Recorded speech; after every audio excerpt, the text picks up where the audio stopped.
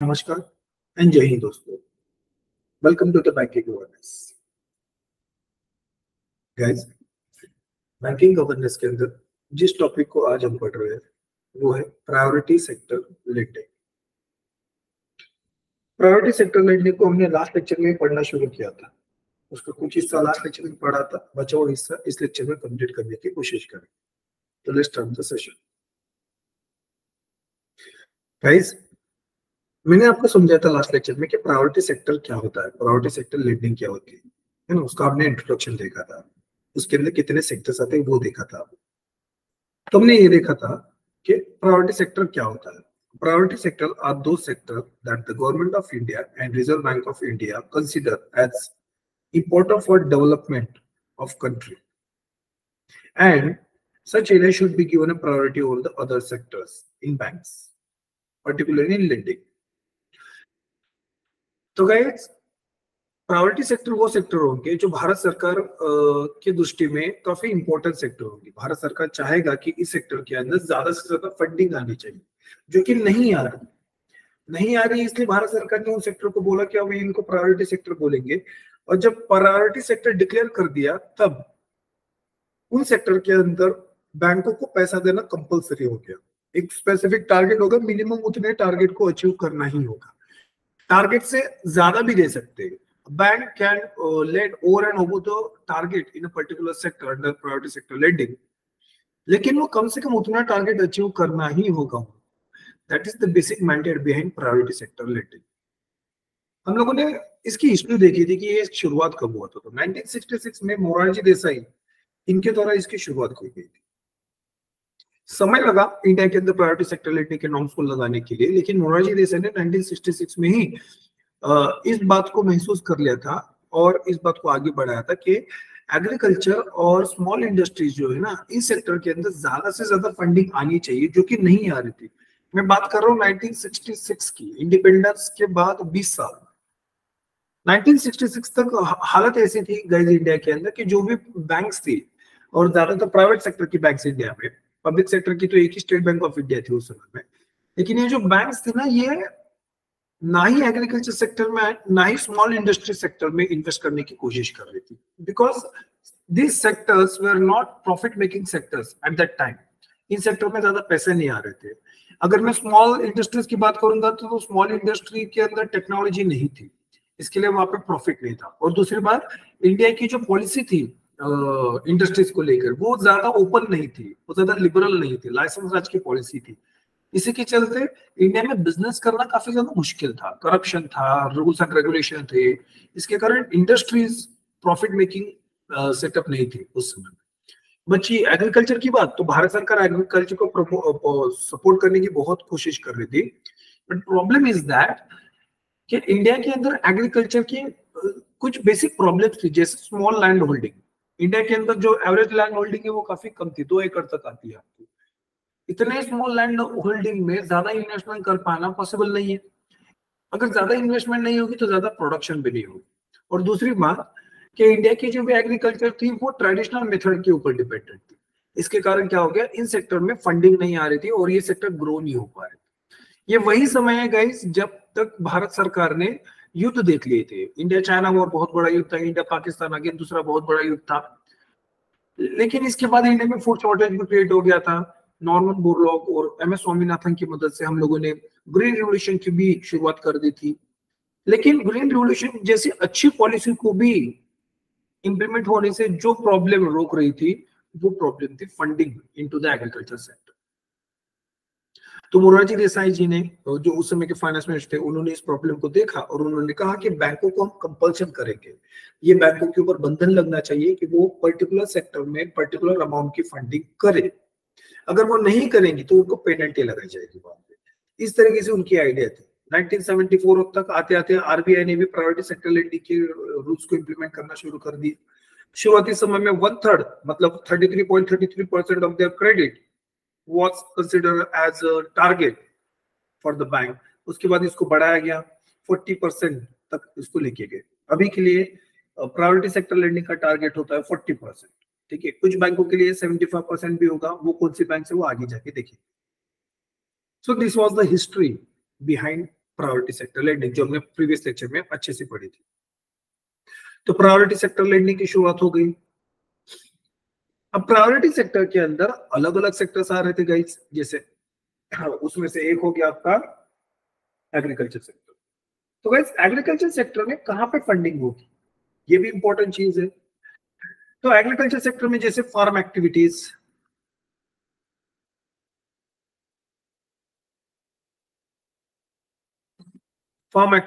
And allied activities.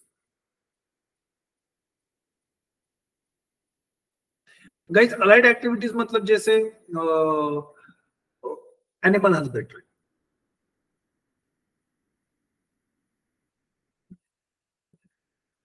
Then pisciculture. Pisciculture मतलब fish farming, sorry fish farming, उसको fishery भी कहते हैं आप लोग, fishery, fish farming. Then crop cultivation, horticulture. ये अलग अलग सेक्टर्स है। इन सेक्टर्स में बैंक जब फंड करेंगे तब उसको कहा जाएगा प्रायोरिटी सेक्टर लेंडिंग का टारगेट, है ना। तो एग्रीकल्चर, पूरे एग्रीकल्चर के अंदर जो भी फंडिंग हो रही है वो सारी फंडिंग आपकी प्रायोरिटी सेक्टर लेंडिंग के अंदर आ जाएगी। तो पहला सबसे इंपॉर्टेंट सेक्टर है एग्रीकल्चर।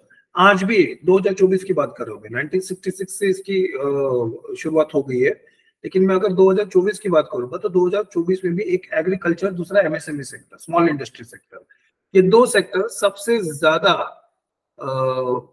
वेटेज गेन करते हैं under priority sector lending target. सबसे ज्यादा वेटेज इन दो सेक्टर में आता है। Okay, micro small and medium enterprises, this is the another sector under which banks need to provide funds mandatorily.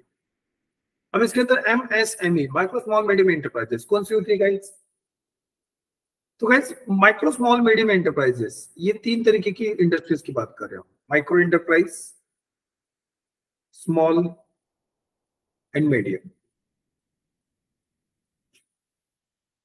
Ministry of commerce दो parameters, एक तो हो गया आपका इन्वेस्टमेंट, तो दूसरा होगा टर्नओवर। टर्नओवर मतलब रिटर्न्स। इन दो पैरामीटर्स में इंडस्ट्रीज को इस तरीके से डिवाइड करती है, micro, small and medium. Guys किसको माइक्रो इंडस्ट्री कहेंगे? ऐसे कोई भी इंडस्ट्री जहां पे 1 करोड़ तक का इन्वेस्टमेंट है और 10 करोड़ तक का, सॉरी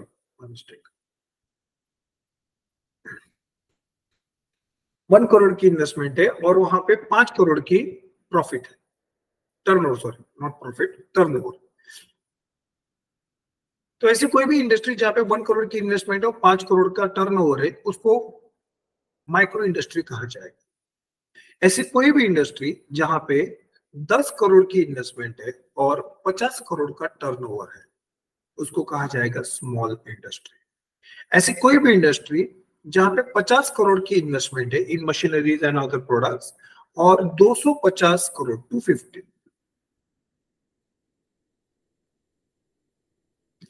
250 करोड़ का टर्नओवर है, ऐसी इंडस्ट्री को कहा जाएगा मीडियम इंडस्ट्री। तो गाइस गवर्नमेंट ऑफ इंडिया के अकॉर्डिंग माइक्रो, स्मॉल और मीडियम, ये तीन तरीके की इंडस्ट्रीज होगी। तो इन्वेस्टमेंट और टर्नओवर, इनके आधार पर डिसाइड किया जाएगा किस इंडस्ट्री को माइक्रो कहना है, स्मॉल कहना है और मीडियम कहना है। इन जनरल सेंस हम इन सबको स्मॉल इंडस्ट्रीज कहते हैं। ये सारी क्या है? Small industries.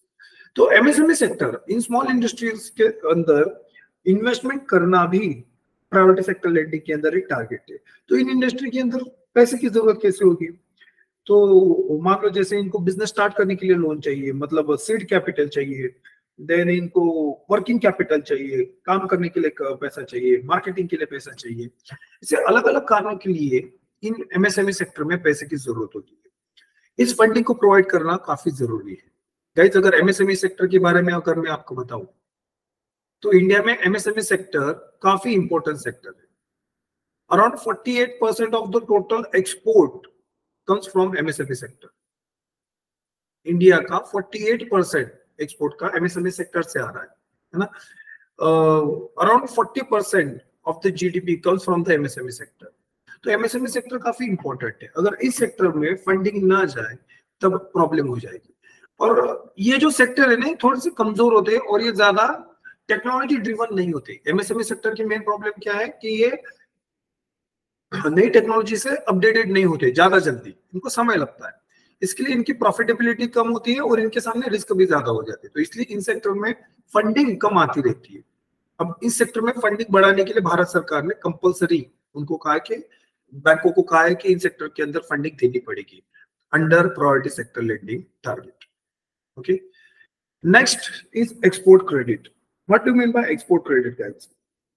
इंडिया के अंदर एक्सपोर्ट को बढ़ावा देने के लिए जो भी लोग एक्सपोर्ट का बिजनेस कर रहे हैं उन लोगों को फाइनेंशियल मदद करना काफी जरूरी है। अलग अलग कारणों से एक्सपोर्ट क्रेडिट की जरूरत होती है ना। मान लो कि कोई एक इंडस्ट्री है, उस इंडस्ट्री को एक्सपोर्ट करना है ना, तो ज्यादा डिमांड आएगी तो ज्यादा प्रोडक्ट्स एक्सपोर्ट करने पड़ेंगे, तो for that they need to have higher production, तो उसके लिए उनको पैसा चाहिए, तो एक्सपोर्ट क्रेडिट के नाम से उनको क्या मिल जाएगा? पैसा मिल जाएगा।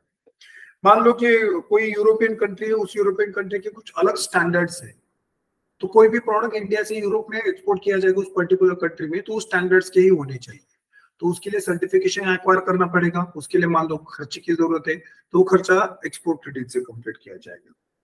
इस तरीके से एक्सपोर्ट क्रेडिट दिया जाएगा। इसके अंदर pre shipment, post shipment, export working capital और अदर रिलेटेड फाइनेंशियल एक्सपेंडिचर्स वो सारे कवर किए जाएंगे, तो this is known as export credit. In short, India के अंदर एक्सपोर्ट को बढ़ावा देने के लिए जो भी कर्जे की जरूरत होगी वो सारा कर्जा एक्सपोर्ट क्रेडिट से दिया जाएगा और बैंकों को ये एक्सपोर्ट क्रेडिट प्रोवाइड करना पड़ेगा, है ना। इस तरीके से ये प्रायोरिटी सेक्टर लेंडिंग का एक टारगेट बन गया। Next is education. Guys, India के अंदर एजुकेशन सेक्टर के अंदर भी ज्यादा फंडिंग नहीं होती है। उसका कारण कि एजुकेशन सेक्टर इंडिया के अंदर जो है ना, एक तो एजुकेशन सेक्टर आउटडेटेड होते जा रहा है, ये बात हाईलाइटेड हो गई है। इनफैक्ट जो new education policy, national education policy आई है एनईपी 2020 में, वो भी इस बात को हाईलाइट करती है that in India there is need to increase quality of education, है ना। तो गाइस, एजुकेशन सेक्टर में भी फंडिंग बढ़नी चाहिए वहां पे। I am not talking about for the business sense, मैं स्टूडेंट के पॉइंट ऑफ व्यू से कह रहा हूँ। तो अगर किसी बच्चे को एजुकेशन लेना है अच्छा, तो उसको पैसे की जरूरत है, क्योंकि इंडिया में हर किसी के पास पैसा नहीं होता है, राइट। तो एजुकेशन लोन प्रोवाइड करना भी प्रायोरिटी सेक्टर लेंडिंग के अंदर टारगेट है। तो किसी को हायर स्टडीज करनी है, बुक्स परचेस करनी है ना, या फिर फॉरेन कंट्री में पढ़ने के लिए जाना है, तो उसके लिए भी उसको पैसे की जरूरत होगी एजुकेशन के नाम से। तो ये सारा जो भी लेंडिंग है एजुकेशन से रिलेटेड, वो सारा प्रायोरिटी सेक्टर लेंडिंग के अंडर कवर किया जाए। तो this is one of the target under priority sector lending, education. Next is housing. India में हाउस एक बेसिक नेसेसिटी है, अन्न वस्त्र निवारण, शेल्टर, हाउस, ये काफी इंपॉर्टेंट चीज। तो लोग अपने सपनों का आशय ना खरीद सके, इसके लिए उनको पैसे की जरूरत है, क्योंकि इंडिया में हाउस रेट्स काफी ज्यादा है। हर कोई इंसान इतना फंड लेके नहीं घूमता है, उतनी कैश नहीं होती।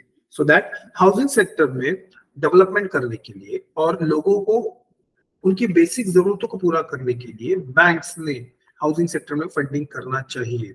इसीलिए हाउसिंग सेक्टर को भी प्रायोरिटी सेक्टर लेंडिंग के अंदर लाया गया है। तो अगर घर खरीदना है उसके लिए लोन चाहिए, अगर घर बनाना है, खुद कंस्ट्रक्ट करना है या फिर रेनोवेट करना है, उसके लिए एक लोन चाहिए। तो नया घर खरीदने के लिए, नया घर कंस्ट्रक्ट करने के लिए, पुराना घर रेनोवेट करने के लिए, इनमें से किसी भी कारण से अगर लोन चाहिए तो उसको हाउसिंग लोन माना जाएगा और वो प्रायोरिटी सेक्टर लेंडिंग के अंदर एक टारगेट है। Okay, next is social infrastructure. What do mean by social infrastructure?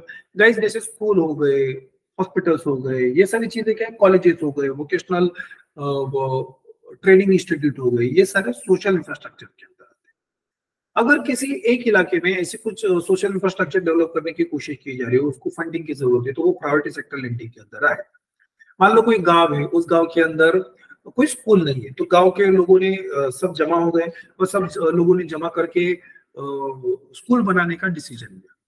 तो ग्राम पंचायत की मदद से उन्होंने एक जमीन देख ली, ग्राम पंचायत ने उनको एक जमीन दे दी। अब उस जमीन के अंदर स्कूल बनवाना है, स्कूल कंस्ट्रक्ट करना है, तो वो हाउसिंग लोन नहीं आएगा, वो सोशल इंफ्रास्ट्रक्चर के अंदर लोन मिलेगा।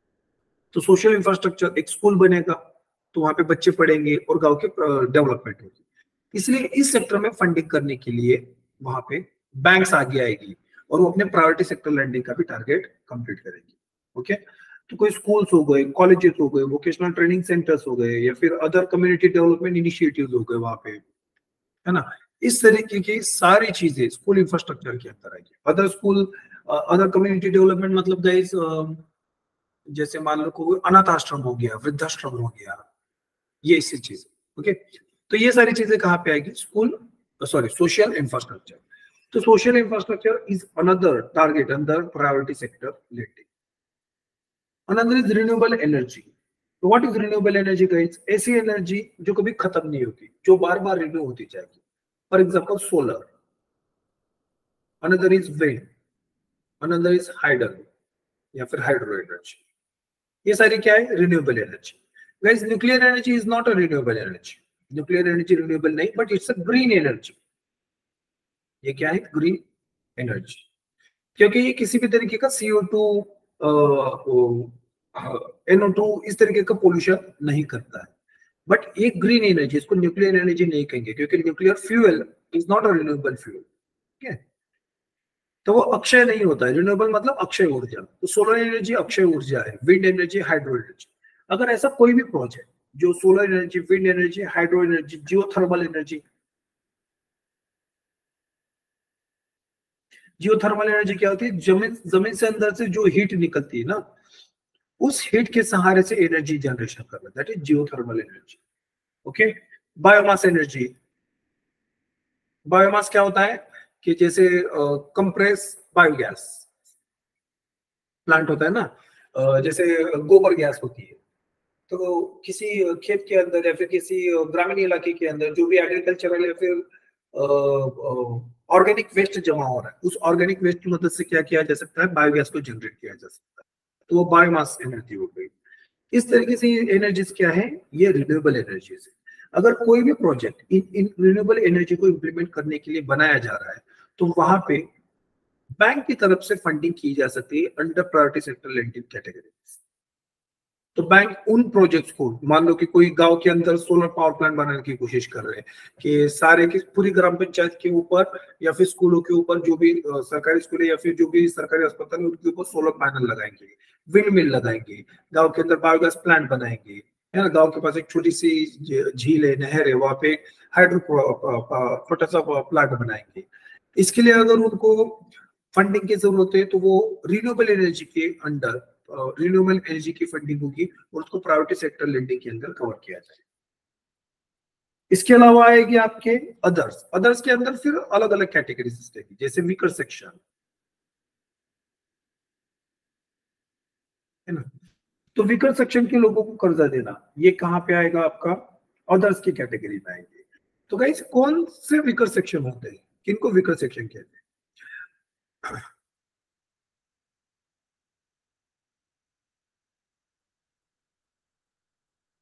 Weaker section,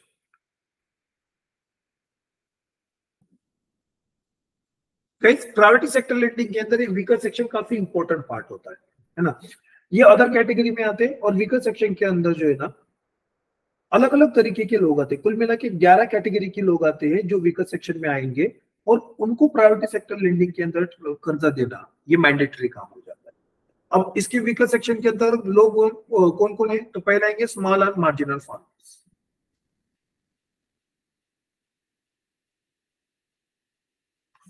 small and marginal farmer.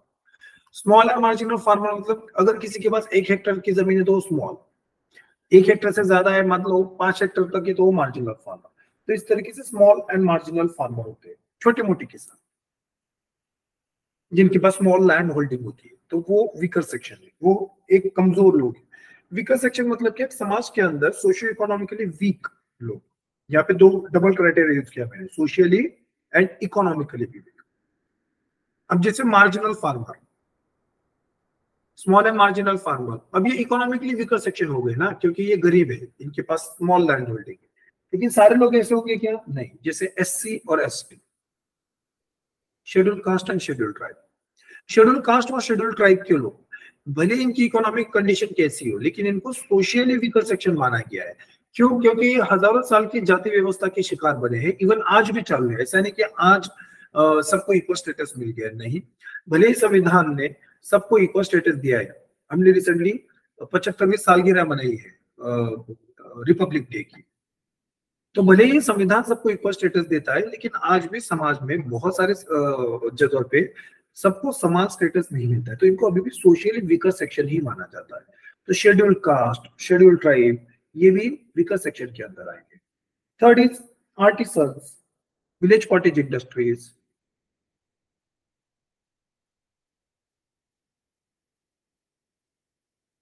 Village cottage industry.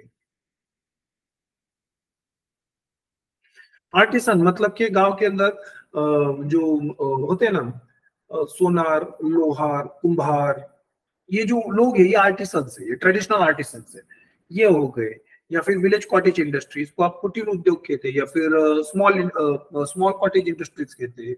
जैसे मान लो कि गांव के अंदर 10 महिलाओं ने मिलके एक सेल्फ हेल्प ग्रुप बनाया और उन महिलाओं ने मिलके एक छोटा सा पापड़ का बिजनेस स्टार्ट करते हैं, जो गांव के अंदर ही चल रहा है।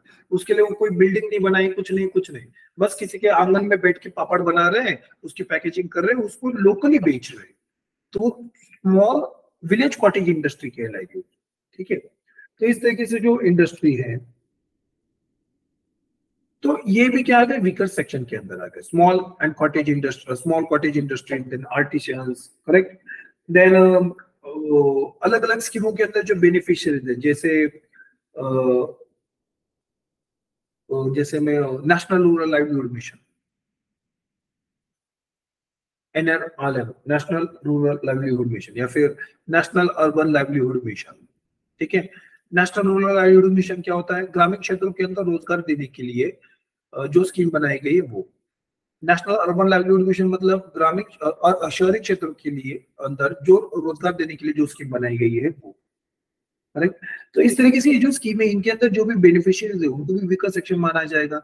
ऐसा कोई भी पर्सन है जिसने नेशनल रूरल लाइवलीहुड मिशन एक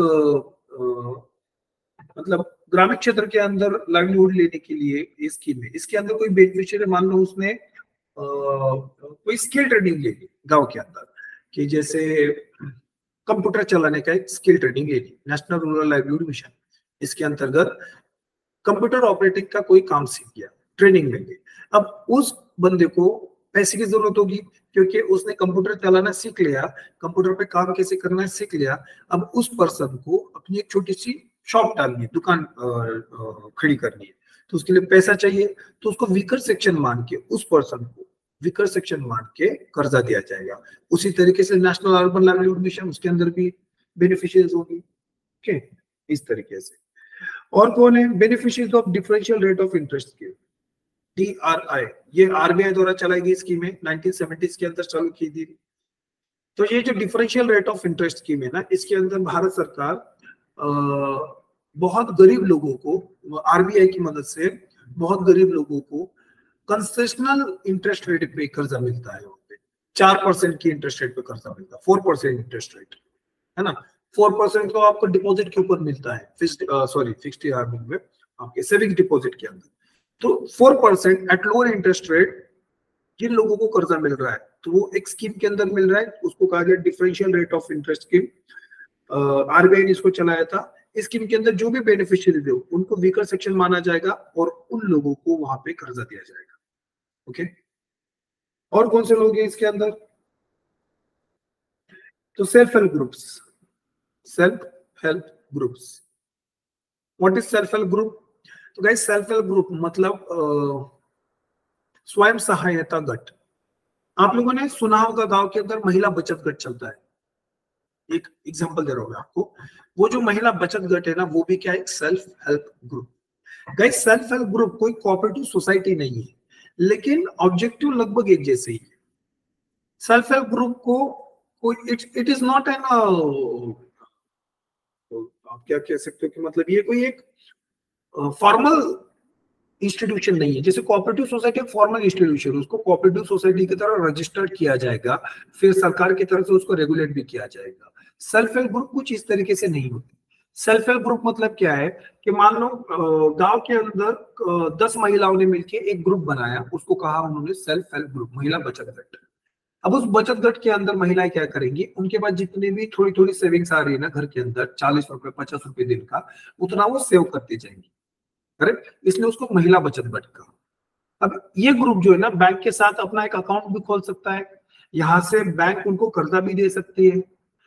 सेल्फ हेल्प ग्रुप जो है ना वो कलेक्टिव रिस्पॉन्सिबिलिटी के प्रिंसिपल पे काम करते हैं कि मान लो सेल्फ हेल्प ग्रुप की किसी एक महिला ने बैंक से कर्जा लिया, तो वो सेल्फ हेल्प ग्रुप के नाम से कर्जा लिया जाएगा, तो वो जो कर्जा वापस करने की जिम्मेदारी वो पूरे सेल्फ हेल्प ग्रुप की होगी वहां पे। इसको हमने कहा कलेक्टिव रिस्पॉन्सिबिलिटी। तो self help group function just like that. तो सेल्फ हेल्प ग्रुप को भी वीकर सेक्शन माना गया, और उस सेल्फ हेल्प ग्रुप को प्रायोरिटी सेक्टर लेंडिंग के अंदर फंड करना ये बैंक की जिम्मेदारी बन गई है। ओके, तो these are self help group.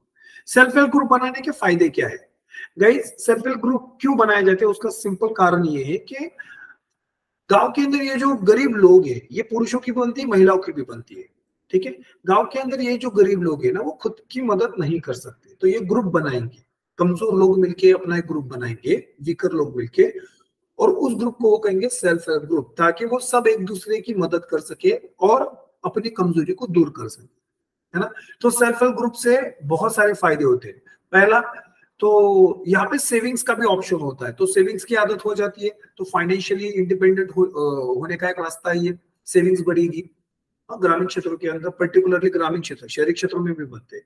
दूसरा फायदा क्या है सेल्फ हेल्प ग्रुप बनाने का, कि यहाँ पे स्किल ट्रेनिंग भी हो सकती है ना। कि मान लो कोई किसी सेल्फ हेल्प ग्रुप ने एक छोटा सा बिजनेस स्टार्ट कर दिया, जैसे मैंने बताया था पापड़ बनाने का बिजनेस, उसके अंदर मार्केटिंग का स्किल चाहिए होगा, अकाउंटिंग का स्किल चाहिए होगा, तो यहाँ पे सीखना पड़ेगा इनको, तो स्किल ट्रेनिंग भी होती है।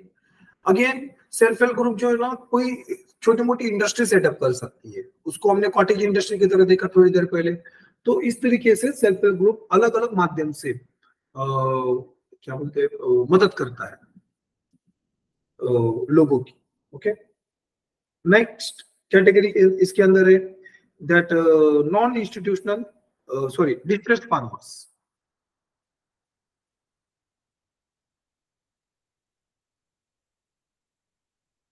डिस्ट्रेस्ड फार्मर्स, अब गाइस हमने शुरुआती समय में बताया स्मॉल एंड मार्जिनल फार्मर, ये डिस्ट्रेस फार्मर्स कौन है फिर? ये डिस्ट्रेस फार्मर वो लोग हैं जिन्होंने अलग अलग साहूकारों से कर्जा लिया है। ओके, और साहूकारों ने काफी हाई इंटरेस्ट रेट पे इन फार्मर्स को कर्जा दिया है। अब इन फार्मर्स को उन साहूकार के विशियस डेट साइकिल से बाहर निकलना है, वो जो व्यापार का जो चक्र, सॉरी व्यापार बोल रहा हूँ, जो ब्याज का चक्रव्यूह है उस चक्रव्यूह को बाहर निकलना है। तो ऐसे डिस्ट्रेस फार्मर को वीकर सेक्शन मान के प्रायोरिटी सेक्टर लेंडिंग के अंदर प्रायोरिटी सेक्टर लेंडिंग के अंदर कर्जा दिया जाएगा। ओके, तो distress farmer. Okay, then person with disability, जो भी अपंग इंसान है, जो भी डिसेबल पर्सन है, उन डिसेबल पर्सन को भी यहाँ पे एक वीकर सेक्शन माना गया है, और उनको कर्जा देना प्रायोरिटी सेक्टर लेंडिंग के अंदर एक ऑब्जेक्टिव टारगेट है। फिर आएगा आपका माइनॉरिटी कम्युनिटीज। माइनॉरिटी कम्युनिटीज क्या होती है, ये सरकार डिसाइड करती है, अलग अलग स्टेट वाइज ये माइनॉरिटी कम्युनिटीज बदलती है ना। जैसे मान लो फॉर एग्जांपल पंजाब के अंदर Hindus are in minority, Punjab के अंदर मैं बात करूं, पंजाब के अंदर हिंदूज कौन है, माइनॉरिटी के अंदर है। जम्मू कश्मीर में हिंदू कौन है, माइनॉरिटी है। पंजाबी कौन है, माइनॉरिटी है। तो ये स्टेट वाइज नंबर बदलेगा, ठीक है। तो माइनॉरिटी कम्युनिटीज को वहां पे एक वीकर सेक्शन माना जाएगा, और उन माइनॉरिटी कम्युनिटीज को वहां पे प्रायोरिटी सेक्शन में कर्जा मिलेगा, प्रायोरिटी सेक्टर लेंडिंग के अंदर। तो दीज आर डिफरेंट माइनॉरिटीज। और कौन होंगे, तो जैसे डिस्ट्रेस फार्मर होते हैं तो साहूकार से और भी दूसरे कोई लोग लेंगे तो वो भी आ जाएंगे, तो distress persons other than farmers.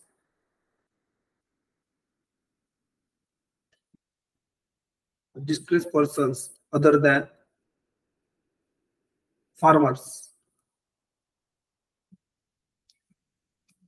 जिन्होंने अलग अलग साहूकारों से कर्जे लिए हैं वहां पे, ठीक है। कर्जे की अमाउंट कुछ भी नहीं हो सकती, मतलब अप टू 1 लाख। अगर कोई मान लो कोई एग्रीकल्चरल लेबर है, फार्मर नहीं है, वो एग्रीकल्चरल लेबर है, उसने मान लो 80,000 रुपए का कर्जा लिया है किसी फार्मर से, सॉरी साहूकार से, तो वो डिस्ट्रेस पर्सन डिक्लेयर हो जाएगा, तो वो उसको वीकर सेक्शन माना जाएगा और उस लैंडलेस लेबर को प्रायोरिटी सेक्टर लैंडिंग के अंदर कर्जा दिया जाएगा। ओके, और कौन है जो सबसे इंपॉर्टेंट है, वो womens, individual women's.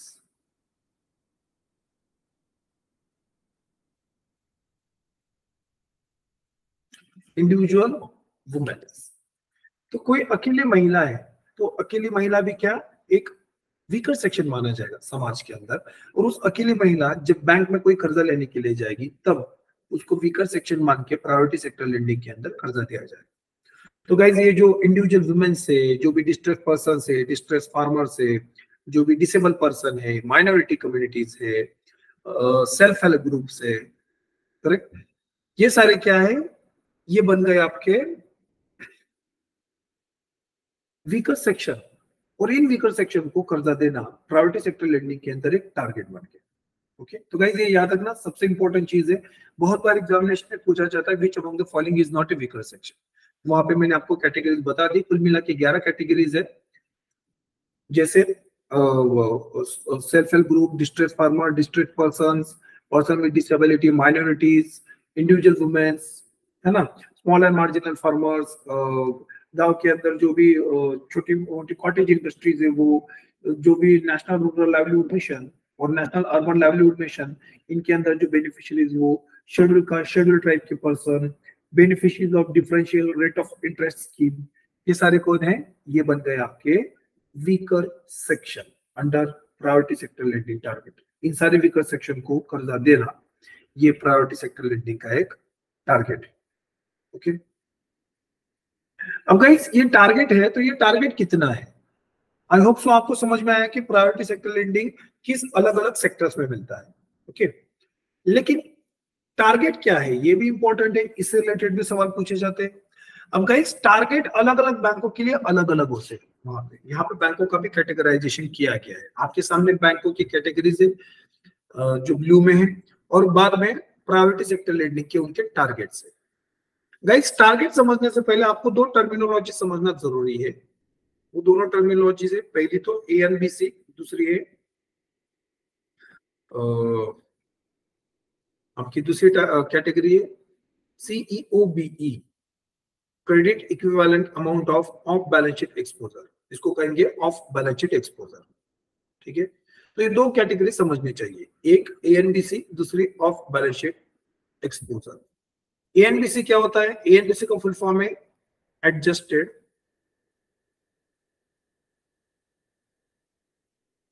Net bank credit. ANBC क्या होता है, adjusted net bank credit, credit यानी कर्जा देना। तो ये हम बात करें नेट क्रेडिट की, अब बैंक के अंदर नेट क्रेडिट कैसे होगा कि मान लो बैंक कर्ज देती है लोगों को, तो मान लो बैंक ने 1000 रुपए की क्रेडिट दी, 1000 रुपए के बैंक ने क्या कर दिए, वहां पे क्रेडिट कर दिए। अब बैंक के अंदर कुछ क्रेडिट ऐसे आते हैं ना कि जो बिल बेस होते हैं, बिल ऑफ एक्सचेंज बेस। तो मान लो किसी एक व्यापारी ने बैंक के अंदर एक बिल दे दिया, बिल ऑफ एक्सचेंज,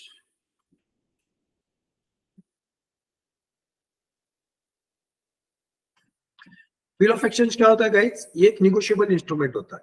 ठीक है, एक ऐसा कागज होगा जिसके ऊपर रिटर्न में ऑर्डर दी होगी कि 100 पैसा देना है, जैसे दुकान के अंदर बिल जनरेट होता है ना, ये उसी तरीके का बिल है, वो भी एक रिटर्न डॉक्यूमेंट होता है, इसलिए वो निगोशिएबल इंस्ट्रूमेंट, इतना याद रखो।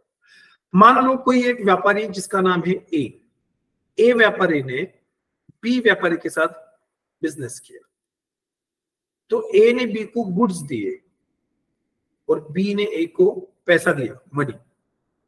लेकिन इन दोनों के बीच में जो व्यापार हुआ है ना, वो एक फ्यूचर डेट के लिए हुआ है कि ए ने अभी गुड सप्लाई कर दिया, लेकिन बी कह रहा है कि मैं 60 दिन में, 60 डेज में पेमेंट करूंगा, डिफर्ड पेमेंट करूंगा। ओके, तो मान लो ये जो टोटल अमाउंट है वो 10 लाख रुपए की, 10 लाख रुपए। तो ए ने 1 जनवरी को गुड्स दिए और बी ने कहा कि मैं 60 दिन बाद, मतलब वहां पे तकरीबन 2 महीने बाद, तो 1 जनवरी, 1 फरवरी, 1 मार्च, मान लो वहां पे 1 मार्च को पेमेंट होगी। लेकिन ए भाई साहब को जो है ना फरवरी में ही पैसे की जरूरत आ पड़ी, तो ए बी के पास वापस नहीं जाएंगे कि भाई मुझे पैसे की जरूरत है, तुम दे दो, तुम 60 दिन का बोले थे लेकिन मुझे 60 दिन तक वेट नहीं कर सकता, यहाँ पर ऐसे नहीं होता है। तो ए क्या करेंगे, जब गुड्स दे रहे थे ना तब एक बिल ऑफ एक्सचेंज, जिसको आप इनवॉइस भी कहते हो, एक बिल जनरेट कर लेंगे। ओके, दोनों के पास एक एक कॉपी होगी।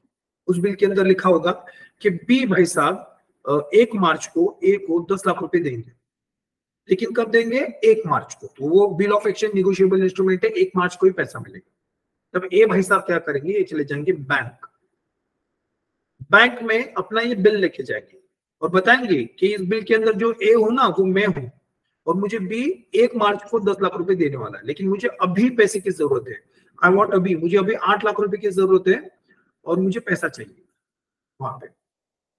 तो ए क्या करेंगे, ए उनके पास जो बिल है ना वो बिल बैंक में जमा कर देंगे, बिल ऑफ एक्सचेंज बैंक में जमा कर देंगे, और बदले में बैंक ने ए को 8 लाख रुपए की मदद कर कर्जा दे दिया, एक तरीके से क्रेडिट दिया ना बैंक ने, है ना। तो ये क्रेडिट है, ये क्या है, कर्जा दिया है 8 लाख रुपए, किसके आधार पे, बिल के आधार पे।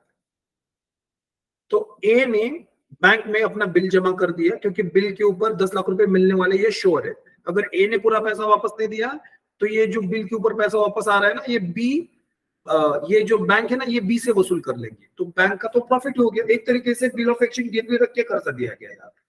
ओके, अब मान लो कि बैंक को भी पैसे की जरूरत आ पड़ी, बैंक नीड मनी, बैंक ने कर्जा तो दे दिया लेकिन बैंक को और पैसे की जरूरत है, तो बैंक क्या करेंगे, इनके पास ये जो बिल ऑफ एक्सचेंज पड़ा है ना, इसको आगे आरबीआई को दे देगी, रिजर्व बैंक ऑफ इंडिया।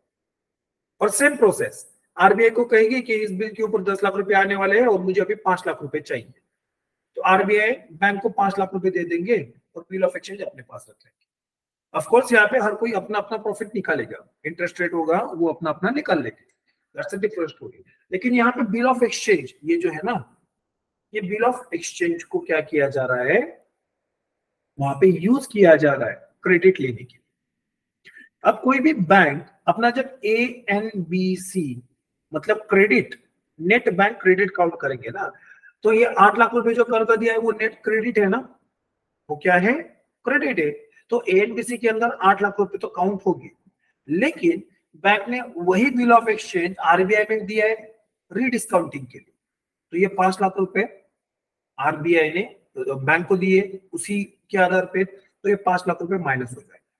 तो जो भी रीडिस्काउंटिंग वाला मैटर है ना उसको एलिमिनेट करेंगे, तब जाके मिलेगा आपको नेट बैंक क्रेडिट। ओके, तो what is net bank credit, यहाँ पे एडजस्टेड नेट बैंक क्रेडिट, कि जब बैंक का टोटल नेट क्रेडिट कैलकुलेट करेंगे, जितना भी कर्जा दिया है बैंक ने वो सारा कर्जा कैलकुलेट किया जाएगा after adjusting bill discounting and non SLR securities, non SLR securities. Non SLR मतलब कि जो एसएलआर के कोटे में नहीं रखी गई वो security.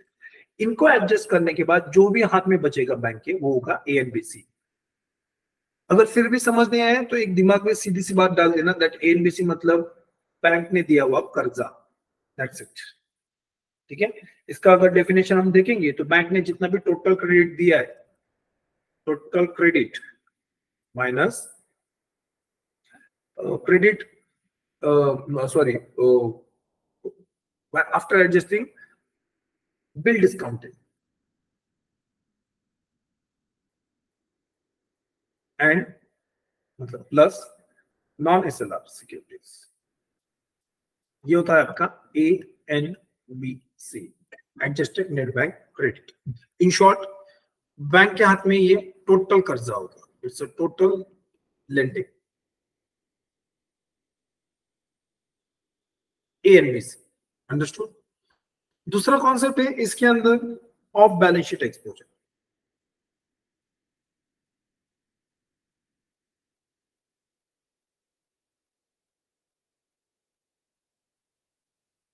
Off balance sheet exposure. What do you mean by off balance sheet exposure? Guys of balance sheet exposure मतलब ये होता है कि ये वो एक्सपोजर है जो मतलब ये वो पैसा है जो बैंक ने दिया है, जो बैलेंस शीट में नहीं लिखा जा रहा। एक्चुअली बैंक ने दिया नहीं है, बैंक ने देने का वादा किया है, अभी तक खर्चा हुआ नहीं है, ये होगा या फिर नहीं भी होगा, मे और मे नॉट बी। ये बैंक बैलेंस शीट, ये ऑफ बैलेंस शीट एक्सपोजर के अंदर आएंगे। फॉर एग्जाम्पल एग्जाम्पल कौन सा दो आपको भी, हाँ जैसे letter of credit, letter of credit या फिर लेटर ऑफ गारंटी।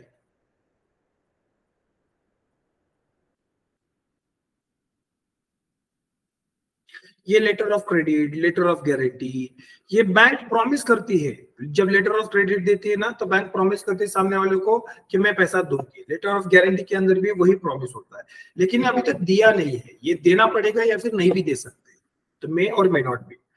तो ये वो खर्चे जो हुए नहीं है लेकिन होने की पूरी पूरी संभावना है, उनको कहेंगे ऑफ बैलेंस शीट एक्सपोजर।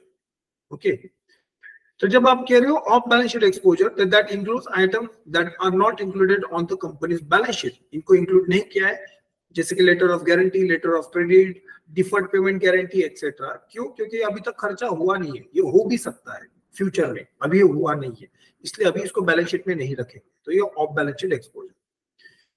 अब जो भी प्रायोरिटी सेक्टर लेंडिंग का टारगेट है ना, ये दो ही आधार पे होता है, एक तो एएनबीसी या फिर ऑफ बैलेंस शीट एक्सपोजर।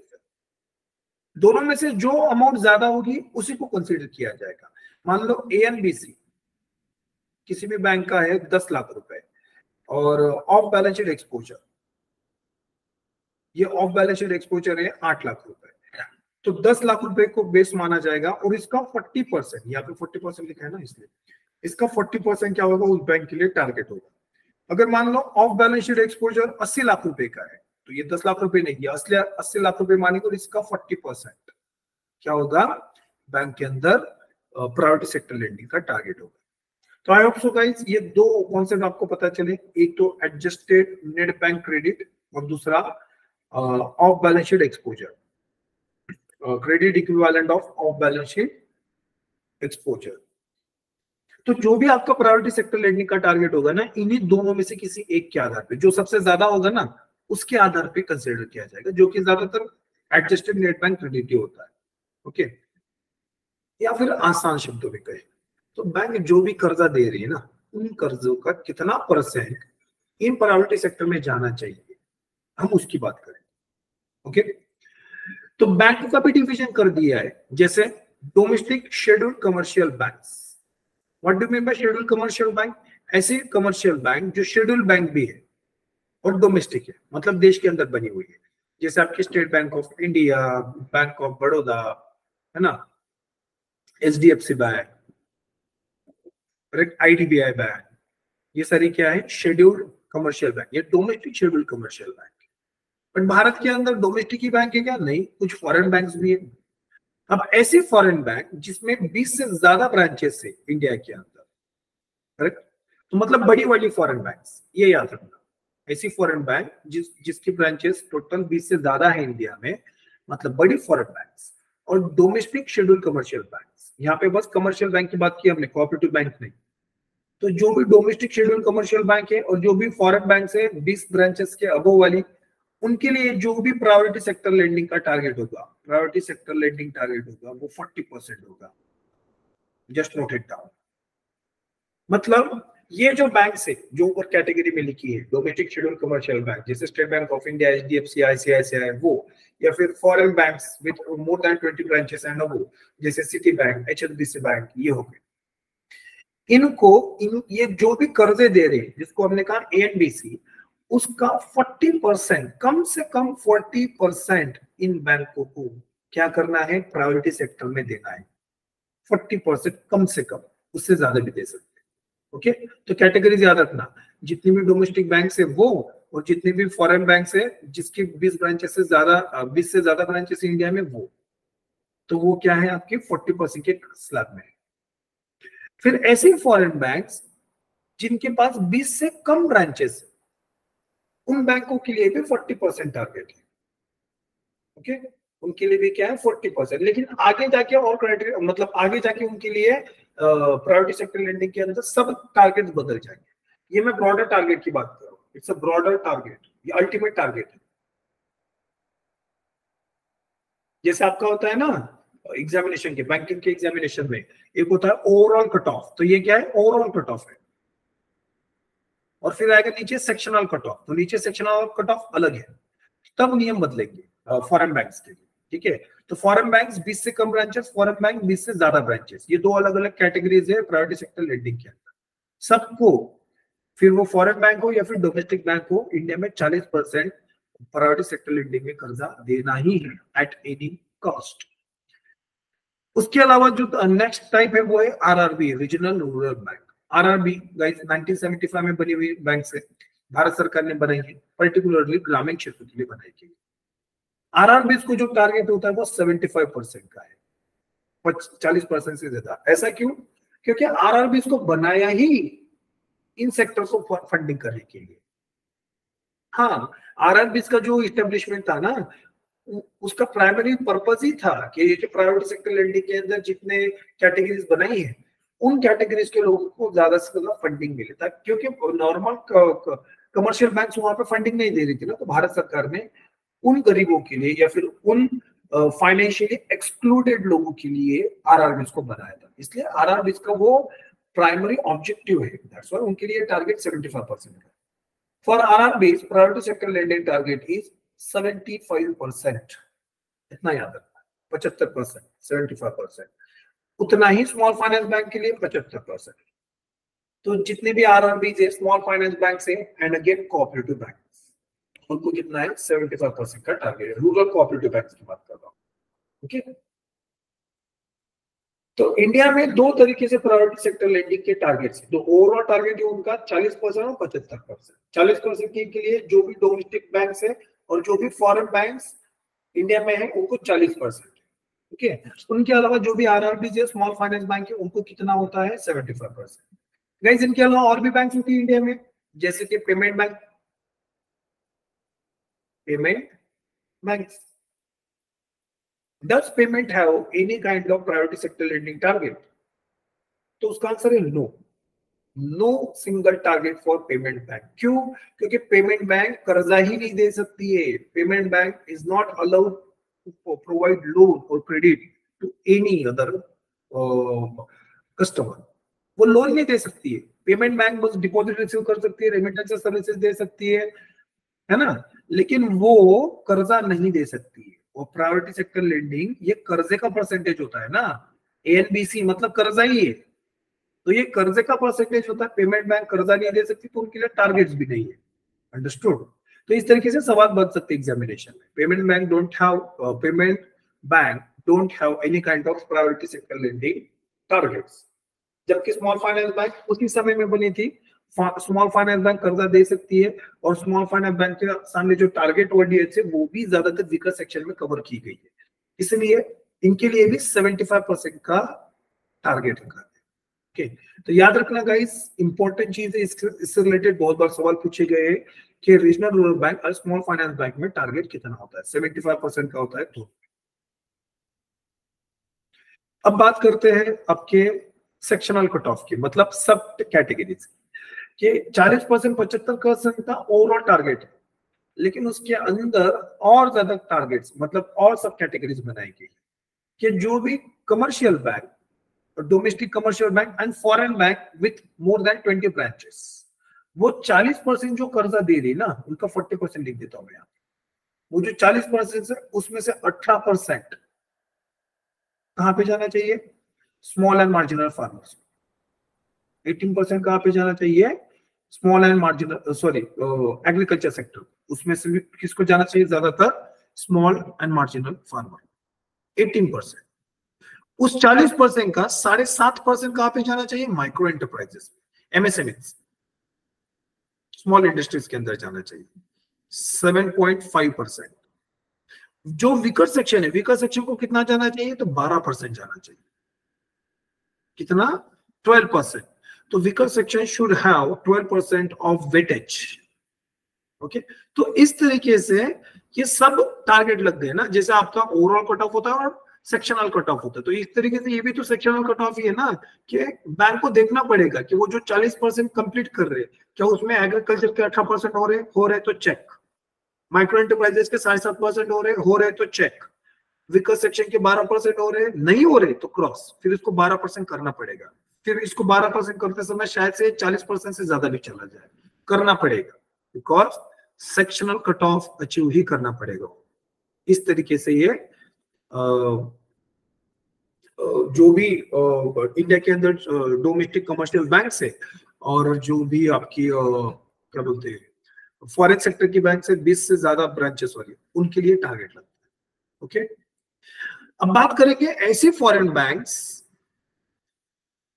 जिनकी 20 से कम ब्रांचेस है इंडिया में, है ना, लेस देन 20 ब्रांचेस, उनके लिए कोई सेक्शनल कट ऑफ नहीं है, उनको बस 40% कंप्लीट करना है, कैसे भी करें, there is no sectional cut off या फिर there is no sub categories under the priority sector lending target. Agriculture में कितना देना है, कोई लेना देना नहीं, माइक्रो एंटरप्राइजेस में कोई लेना देना नहीं, विकास सेक्शन के लिए कोई लेना देना नहीं, बस 40% ओवरऑल कैसे भी कंप्लीट कर दो, done, the business is done. Okay, अगर मैं आरआरबी की बात करूंगा तो आरआरबी को है 75%, तो आरआरबी को 18% कहां पे देना है, एग्रीकल्चर सेक्टर में। ओके, आरआरबी को माइक्रो एंटरप्राइजेस में कितना देना है, 7.5 तक, ये कंपल्सरी देना है। अगर मैं बात करूंगा small finance bank, small finance bank की अगर मैं बात करूंगा तो स्मॉल फाइनेंस बैंक के अंदर ये कैसा है, तो स्मॉल फाइनेंस बैंक के लिए भी 18% होगा आपका एग्रीकल्चर सेक्टर, ठीक है, 7.5% होगा उनका माइक्रो एंटरप्राइजेस में।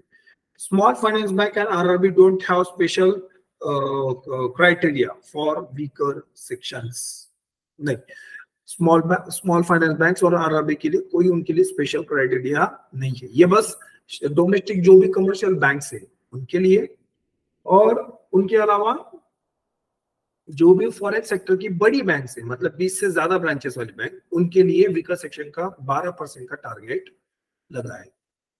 So that is how guys India के अंदर प्रायोरिटी सेक्टर लेंडिंग के टारगेट्स होते हैं। ये आपको एग्जाम में पूछा जाता है कि स्टेट बैंक ऑफ इंडिया में अगर प्रायोरिटी सेक्टर लेंडिंग का टारगेट है 40%, तो एग्रीकल्चर का परसेंटेज कितना है उसमें, आपको समझ में आना चाहिए कि 18% है, उसके अंदर भी स्मॉल एंड मार्जिनल फार्मर को 10% जाना चाहिए।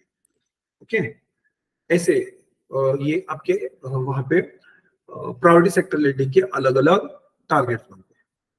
गाइस क्या होगा अगर बैंक ने इन टारगेट्स को पूरा नहीं किया तो, what happen when bank misses their target, तब गाइस आरबीआई के द्वारा पेनल्टी लगेगी। पेनल्टी मतलब ऐसे डायरेक्ट नहीं लगेगी, कि मान लो कोई बैंक है जिसको जरूरत है 40%, मतलब स्टेट बैंक ऑफ इंडिया का एग्जांपल है, तो स्टेट बैंक ऑफ इंडिया है, तो स्टेट बैंक ऑफ इंडिया को 40% का टारगेट है, अभी मैं ओवरऑल की बात करता हूँ, ठीक है, जिस सब सेक्शनल कट ऑफ ज्यादा कॉम्प्लिकेटेड हो जाए ना, उनको 40% देना है।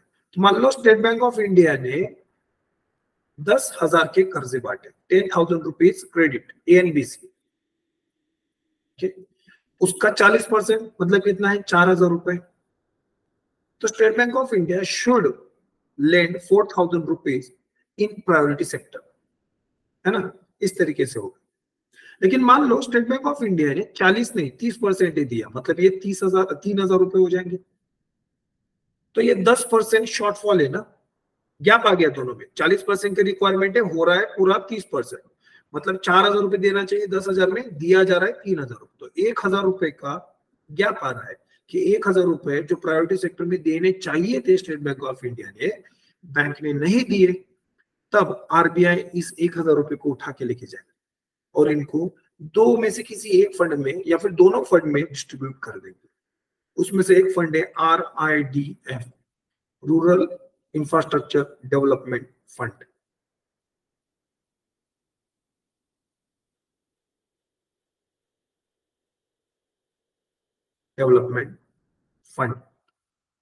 और दूसरा फंड है UIDF, stand for urban infrastructure development fund. तो ये RIDF एंड UIDF इन दोनों फंड्स के अंदर ये पैसा जमा किया जाएगा और इन यहाँ पे पैसा जमा करने के बाद ये जो 1000 रुपए मान लो कि दोनों में 500 रुपए बांट दिए या फिर मान लो RIDF में डाल दिए, कोई प्रॉब्लम नहीं, नियम एक जैसे ही है।